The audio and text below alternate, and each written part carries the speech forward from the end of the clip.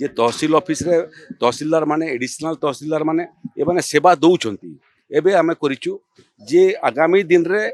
तार एसओपी प्रस्तुत होउची समस्त पंचायत को राजस्व अधिकारी माने जीवे तहसीलदार कि एडिशनल तहसीलदार 2 मासरे थरे पंचायत ऑफिस रे ही राजस्व ऑफिस रे रूपांतरित हब लोकंकर अभियोग शुणा वसुंधरा योजना रे लोकंकर आवेदन ग्रहण करवा आदिवासी मानकर जंगल जमी अधिकार उपरे तांकर आवेदन ग्रहण करवा कलम 2 करेक्शन करवा पट्टार कलम 2 करेक्शन करवा ये सबू आवेदन अति कम 2 मासरे थरे पंचायत रे ताकू आम ना देचु मोर पंचायत मोर तहसील तेणु तहसील ऑफिस धीरे धीरे करी लोकंक पाखक जीव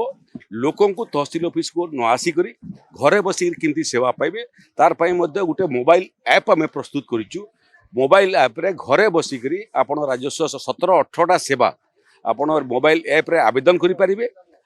आवश्यक फीस जहाँ देवार अच्छी सेटा मध्य मोबाइल माध्यम पैठ करि परिबे एवं जो सेवा आपन को मिलवा कथा सेटा मध्य तहसीलदार अपलोड करिवे से सर्टिफिकेट से सेवा एवं घरे बसिक डाउनलोड करी मोबाइल रु से माने उक्त सेवा कॉपी पाई परिबे एवं तार प्रिंट आउट बाहर करी व्यवहार मध्य करि परिबे लक्ष्य गुटे सरकार लोकों पाखु जीव राजस्व सेवा लोकों पाखु जीव लोकों